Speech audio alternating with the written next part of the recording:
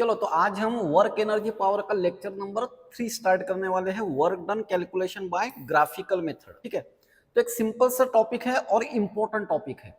अगर क्वेश्चन आता है ये एग्जाम में तो ये फ्री के मार्क्स हो गए, फ्री के 4 मार्क्स हो गए। नीट में अगर क्वेश्चन आया तो चलो स्टार्ट करते हैं। देखो क्या है यहाँ पर, सिंपल देखो क्या होता है। फोर्स एंड डिस्प्लेसमेंट का अगर हमने ग्राफ प्लॉट किया, suppose force and displacement, suppose ऐसी सिचुएशन है कोई। अब ये वेरिएबल फोर्स ही है। देखो यहां पर सपोज ये जो डिस्टेंस है इसको हम मान लेते हैं एक्स इनिशियल और ये है एक्स फाइनल। तो फोर्स तो वेरिएबल है यहां पर, तो हम क्या करेंगे, एक छोटी सी स्ट्रिप कट करेंगे यहां पर, एकदम छोटी सी, मींस इतनी छोटी कि ये इसकी जो लेंथ होगी वो एकदम ऐसे लाइन में दिखेगी हमको। ये लेंथ जो होगी वो एकदम, मींस यहाँ पर फोर्स की वैल्यू कांस्टेंट होगी। और ये जो लेंथ है इसको हम बोल देंगे dx। तो सिंपल वर्क का जो फॉर्मूला है, work equal to force into यहाँ पर dx डिस्प्लेसमेंट है। ठीक है, और हमने ये स्ट्रिप का एरिया अगर कैलकुलेट कर लिया, देखो यहां पर हम इसको इंटीग्रेशन कर देंगे। सिंपल, ये तो हमने वेरिएबल फोर्स का ही फॉर्मूला ही है। तो अब देखो फोर्स मल्टीप्लाइड बाय डिस्टेंस क्या होता है, force multiplied by distance work होता है। तो यहां पर हम अगर इसको मल्टीप्लाई कर देंगे फोर्स और एरिया, इसका अगर हमने एरिया कैलकुलेट कर दिया तो क्या कैलकुलेट किया हमने, डिस्टेंस और फोर्स, मीन्स हमने वर्क कैलकुलेट किया। यहां पर हम इसको ऐसे लिखेंगे, work equal to area of F X graph. ठीक है, तो सिंपल सी बात याद रखना है, जो हमारा थर्ड फॉर्मूला है, हमारा वर्क का फॉर्मूला फर्स्ट ये था, work equal to F S cos theta.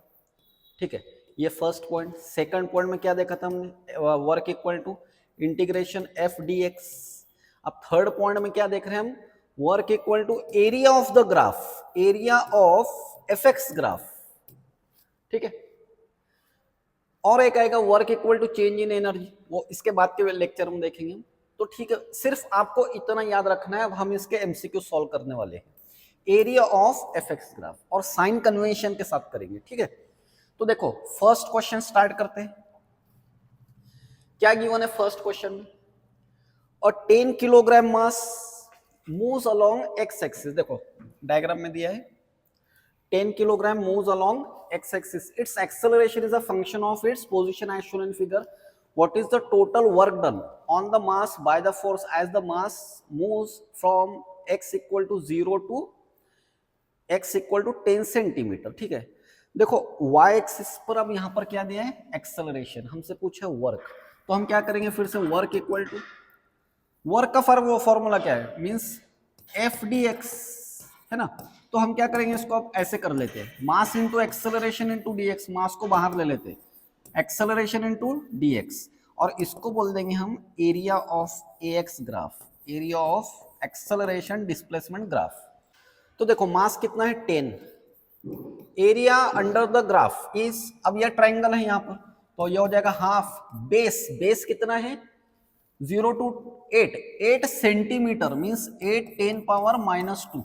ठीक है, और हाइट कितनी है इसकी 20, एक्सेलरेशन सेंटीमीटर में गिवन है, तो यहां पर फिर से आएगा 20 10 पावर -2। ठीक है, तो देखो अब यहां पर ये हो जाएगा 2 और ये 2 कैंसल, ये 10 और ये 10 पावर +2 थे, तो उसमें से 10 पावर -2 कैंसिल कर दो, तो फाइनल आंसर क्या होगा फिर हमारा 8 × 10 पावर -2 जूल। कौन सा ऑप्शन है, फर्स्ट, देखो फर्स्ट ऑप्शन। ठीक है, चलो सेकंड क्वेश्चन देखते हैं। देखो सेकंड क्वेश्चन में क्या पूछा है हमसे, फोर्स और डिस्प्लेसमेंट का ग्राफ गिवन है, फोर्स डाइन में है और डिस्प्लेसमेंट सेंटीमीटर में है। तो हमसे पूछा है work done by the force in displacing a body from x equal to 1 to, ये 1 है -1 नहीं, 1 to 5 सेंटीमीटर, मीन्स यहां से लेकर यहां तक। अब इसको थोड़ा ऑब्जर्व करो, देखो यहां पर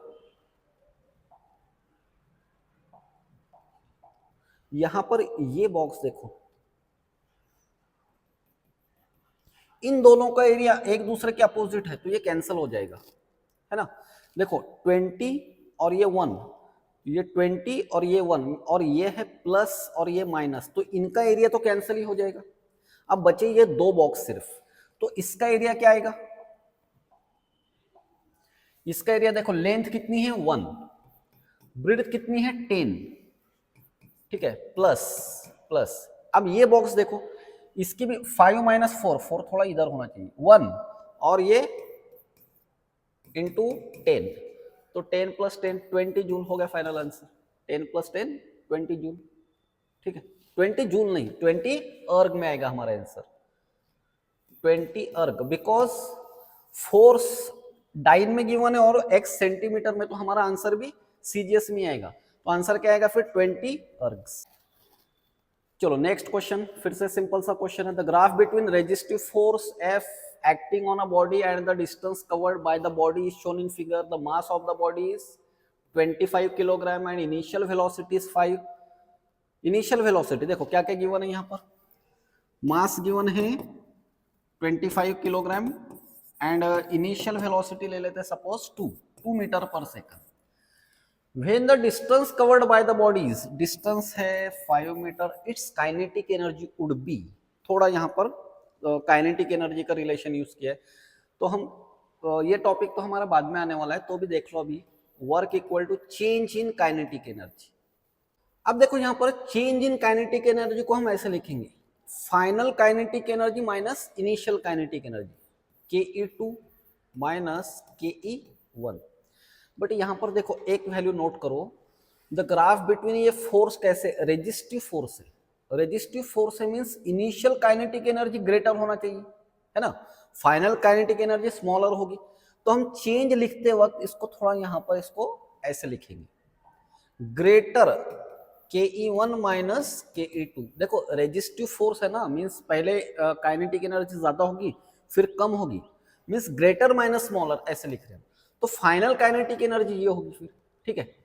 चलो वर्क के लिए लिखेंगे area of graph, area of graph, तो ग्राफ तो हमारा ट्रायंगल ही है। इनिशियल काइनेटिक एनर्जी कैसे लिखते हैं, half M U square minus ke2, तो एरिया ऑफ ग्राफ क्या आएगा, half base into height, base देखो कितना है 4 और हाइट कितनी है उसकी 20, हाफ मास कितना था 25 और वेलोसिटी का स्क्वायर, इनिशियल वेलोसिटी का स्क्वायर 4 होगा ke2। चलो इसको सिंप्लीफाई अगर किया तो 2 ये हो जाएगा 40 इक्वल टू ये हो जाएगा 50 और ये ke2, तो ke2 इक्वल टू ये हो जाएगा फिर 50 माइनस 40, तो फाइनल आंसर क्या होगा हमारा 10 जूल, 10 जूल। ओके चलो नेक्स्ट क्वेश्चन देखो, नीट तब तो नीट नहीं थी, AIPMT 2011 में पूछा है question, force F on a particle moving in a straight line varies with distance d as, ऐसे दिया है, ग्राफ का क्वेश्चन है, वर्क डन, तो आई थिंक सिंपल क्वेश्चन है, आप वीडियो को पॉज करो और सॉल्व कर देखो इसको। The work done on the particle during its displacement of 12 metre, तो 12 मीटर पर डिस्प्लेसमेंट पूछा है, ठीक है। तो देखो यहां पर एक स्क्वायर टाइप में है,